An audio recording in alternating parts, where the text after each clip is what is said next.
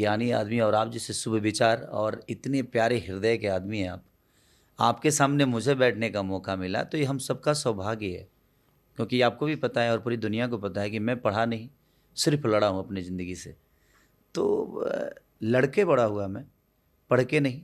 But आप जैसे बड़े भाइयों का जगह जहाँ आदमी खड़ा होने के लिए सोचता है, आज मैं आपके सामने बैठा हूँ, ये मेरी सौभाग्य है। यूपी बिहार में एक बहुत बड़ी आबादी है जो आपसे अपने आप को रिलेट कर पाती है। आज आप बहुत सारे लोगों के लिए प्रेरणा भी हैं, बहुत सारे लोग आपकी तरह बनना भी चाहते हैं, बहुत सारे आपके फैन भी हैं। लेकिन हम चाहते हैं कि थोड़ा शुरू से शुरू किया जाए, शुरू वाला बहुत कठिनाई था, क्योंकि ये ठीक है लोग अपनी रोने वाली कहानी सक्सेसफुल होने का बताते हैं, लेकिन कई कहानियां असली होती हैं। हर कहानी वो टीवी वाली नहीं होती है कि टीवी पे आंसू दिखाएं कि हम बहुत गरीब थे। आप थे? हाँ। कौन कौन है घर परिवार में? मेरे घर परिवार में मम्मी, पापा, मेरे चाचा, जो कि चाचा ने ही मुझे पाला। मम्मी शुरू से पापा के साथ इसलिए रही कि पापा दिन में चना बेचते थे। कहाँ पे? ओखला में, संजय कॉलोनी एक जगह है दिल्ली में। तो वहाँ पे दिन में चना बेचते थे, रात को गार्ड की नौकरी करते थे। क्योंकि 7 बच्चे थे, चाचा के 4 लड़के और हम 3 भाई।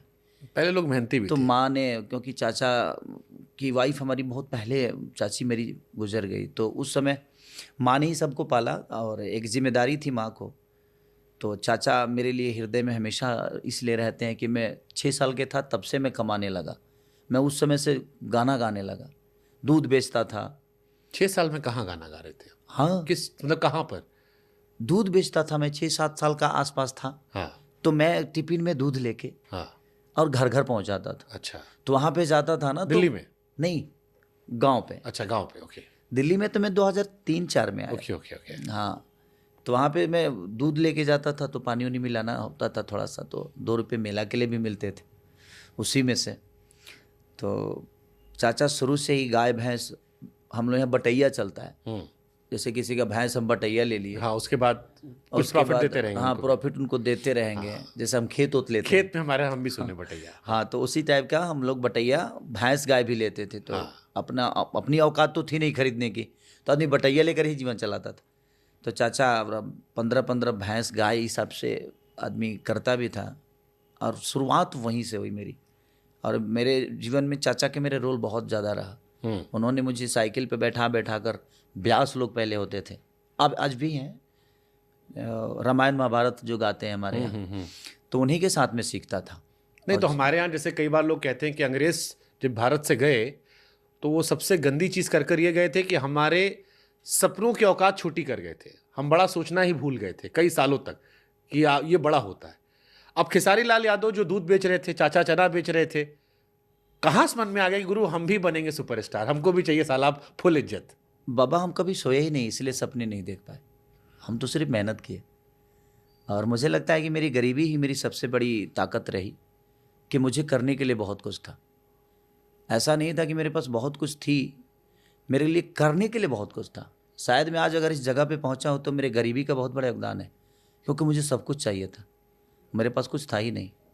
एक पैंट में हम सब, अगर शादी किसी की होती थी तो एक ही पैंट सिला जाता था, और 7 भाइयों को, कभी छोटा होता था तब बड़ा भाई का है पैंट, तो हम कभी डाँड़ा से कस लेते थे। अब बेल्ट तो था नहीं, औकात तो थी नहीं बेल्ट पहनने की, तो डाँड़ा था हमारे यहाँ। आज भी डाँड़ा पहनता है आदमी, और हमारे यहाँ डाँड़ा ब्लैक कलर की माँ घुंघरू उंघुर बांध के उसमें सब रखती थी, तो डाँड़ा से कस लेते थे, क्योंकि वो ढीला होता था। भाई का कमर और हमारा कमर, तो और यहाँ से आदमी मोड़ता था इसको, और मोड़ के उसी से बारात चले जाते थे हम लोग। तो वो गरीबी इतनी ज़्यादा थी ना कि, बट एक चीज़ था, उस गरीबी में प्यार बहुत थे। आज पैसे हुए ना, तो सारे रिश्ते कहीं ना कहीं थोड़े से अलग हो गए, और आज भी आदमी रिश्तों को समेटने की कोशिश करता है, बट उनको लगता है कि हम उनसे दूर हो गए। नहीं तो खेसारी लाल यादव से एक सवाल हम भी पूछेंगे। जैसे अभी नवाजुद्दीन सिद्दीकी का हमने इंटरव्यू किया, तो नवाज भाई ने हमसे एक बात कहा यार जब पैसा आ गया ना शुभांकर, तो अकेलापन भी आ गया। हाँ, अब सोचना पड़ता है किसको फ़ोन लगाएं। जब गांव में रहते थे तो दिन रात पता ही नहीं लगता था, पैसा नहीं था, गरीबी थी, फ़कीरी थी, लेकिन उस फ़कीरी में एक रईसी थी। हाँ, अब रईसी में भी एक फकीरी है, एक अकेलापन है, दिखाने के लिए सब है, जलवा है, नंबर है, स्टाइल मारे खड़े हो जाते हैं, लेकिन अंदर से लगता है यार कुछ अकेलापन है, खोखलापन थोड़ा सा अब लगने लगा है, दोस्त यार कट गए हैं, जो आए हैं वो मतलब वाले हैं। ये सब आपको ही फील होता है? बहुत ज़्यादा। एक्चुअली मैं इमोशनल बहुत हूँ, हाँ। तो मैं कभी आज तक दिमाग से कुछ नहीं किया, इसीलिए मेरा दिमाग खराब आज तक नहीं हुआ।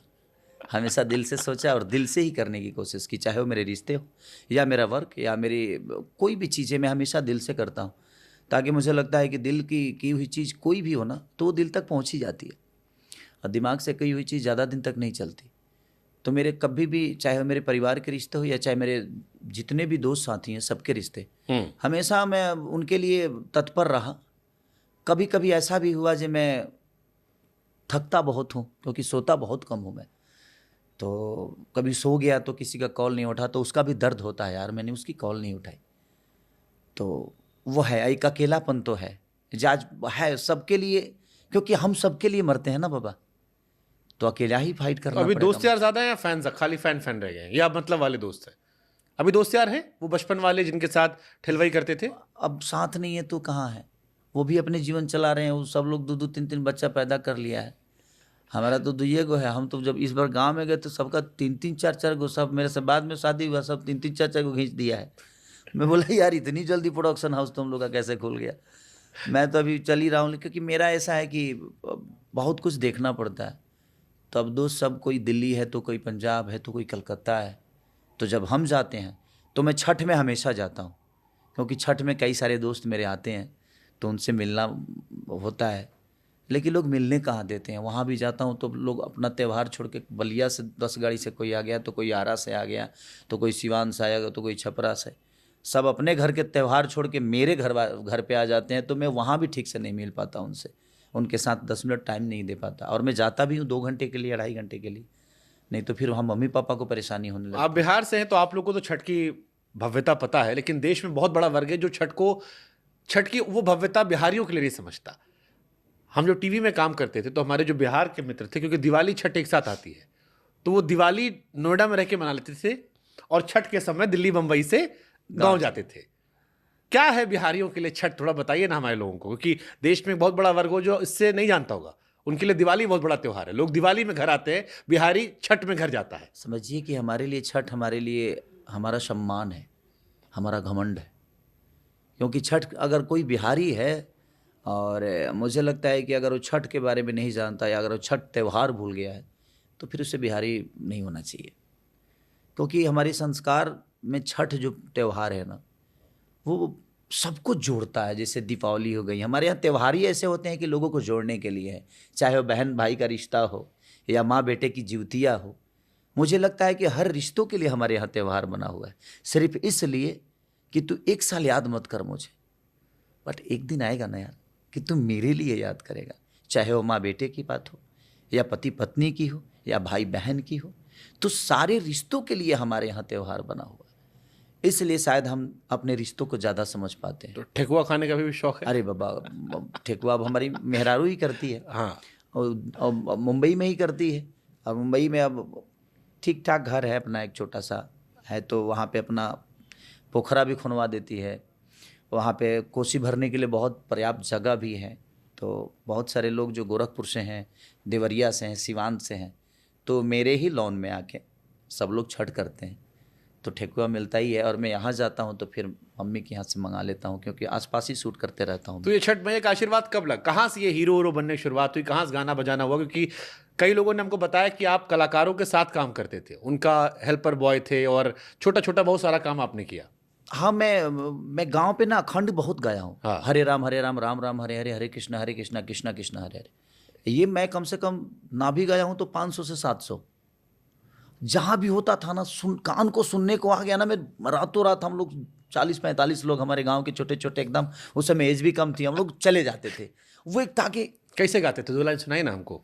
हरे राम राम राम हरे हरे, हरे कृष्ण कृष्ण कृष्ण हरे हरे। और इतना ही गाना होता था, और सारे दुनिया के धुन उसी में लपेट देते थे हम लोग, और लोगों को अच्छा लगता था, क्योंकि हम छोटे थे और पूड़ी खाने को भी मिलता था, क्योंकि उस समय तो भूख बहुत थी, हाँ। खाना नहीं था, भूख बहुत थी। तो कुछ भी मिलता था ना तो हमारे लिए त्योहार ही नजर आता था। वैसे भी गांव में जो पूड़ी और सब्जी मिलती है हाँ। वो, और गलका के साथ, उसका स्वाद अलग है। उसका तो जमीन पे बैठे खाना, टाट बिछा के, हाँ, हाँ। लाइन से लड़के बैठे हैं, पत्तल पे सब हाँ, बैठे पत्तल पे। हैं और ब्यूटी। अब वही आज पंचायत में देखिए, हाँ। पंचायत जैसे सीरीज में छोटी छोटी चीज़ों को कितना बेहतर किया गया। तो वो मुझे याद आया, मैं कल देख रहा था तो मुझे मेरी गांव याद आने लगा कि अरे यार ऐसा ही तो हम लोग करते थे। हमको कोई बताया कि पंचायत में गाना भी आपका था, ए राजा जी। वो अलग दृश्य है, बट ठीक है, जिसके नसीब में जो चीज़ें होती है होता है। गाने का शौक है ही सब आपको? गाने का तो तो बहुत शौक खेसारी है। लाल के वर्जन में अगर ये गाना होता तो कैसे होता? दो चार लाइन अगर आपको याद हो तो। किसका? ये, इनका? हाँ, हिंद का सितारा, अगर दो लाइन याद हो तो। हमारे यहाँ ये आपके सोहर होता है। हाँ, बबुआ हमारे अब तो डीएम हुई है, डीएम ना तो सीएम हुई है हो, ए लाला ना हिंद के सितारा, ऐसे कुछ गाती हैं औरतें। तो ये ज़्यादा करके हमारे यहाँ औरतें गाती हैं, हमारे यहाँ का सोहर है। हाँ, हाँ। और ये सब ट्रेडिशनल चीज़ें हैं। शादियों में गालियाँ पड़ती हैं। अरे वो तो हमारे यहाँ का यूएसपी है, हम लोग गाली सुनने के लिए पैसा देते हैं बाबा। गाली जब हम अपने शादी में गाली पाए थे आप? गाली एक्चुअली मेरी शादी जो हुई ना सर, वो बहुत छोटे में हो गई, 17 साल के था मैं हो गया। हाँ। उस समय तो पता भी नहीं था कि मोहब्बत क्या होती है, प्यार के बारे में भी पता नहीं था कि प्यार भी कोई चीज़ होती है।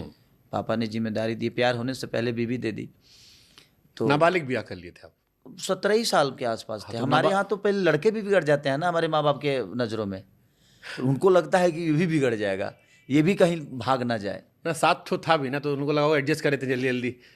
नहीं, हमारे सारे भाइयों की शादी बहुत कम एज में हुई। तो वही कहे ना, 7 थे, उनको लगा कि उनको बोझ हम भी लगते हैं। इससे पहले कि लड़के बहुराए, सेटल नहीं कर दो। बाबा, लोग कहते हैं ना कि लड़कियां बोझ होती हैं, हाँ। शादी ब्याह करके निश्चिंत हो जाएं। लेकिन हमारे बिहार में तो लड़के भी बोझ होते हैं कि भाई वो जिम्मेदारी समझते हैं। हमारे माँ बाप शादी ब्याह को जिम्मेदारी समझते हैं, भाई ये जिम्मेदारी हो जाए, कमाने लगे। क्योंकि ये थोड़ी पता था कि भाई करियर बनाने के लिए, हमारे गांव में एक आदमी करियर बनाने के लिए नहीं पढ़ा है।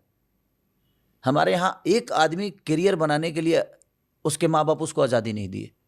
जबकि हमारे यहाँ मुझे लगता है कि 300 यादव परिवार होगा, पूरा यादव परिवार का टोला है। एक आदमी ने अपने बेटे को करियर बनाने के लिए वक्त नहीं दिया, शादी कर दिया, जिम्मेदारी दे दी। करियर के लिए वक्त नहीं दिया, जिम्मेदारी दे दी। जिम्मेदारी दे देगा तो तू भाई समझ ले, तुम्हारी बीवी, तुम्हारे बच्चे, तू कैसे भी कमा के तो खिला ही लेगा ना। तो जो तू भटक रहा है, कम से कम तुम्हें एक जिम्मेदार व्यक्ति बना देते हैं, उसी जिम्मेदारी के साथ तुम्हें जीवन चलानी है। तो हमारे जीवन में कभी हमें वक्त नहीं मिला, जिम्मेदारी मिली। तो गाँव गाना कैसे चला गया फिल्मों में या आगे? क्योंकि उस वक्त तो भोजपुरी का राइज भी इतना तगड़ा नहीं था। कहाँ से ख्वाब आपके मन में आ तो गए उस कि- समय मैं उसके बाद मेरी शादी होने के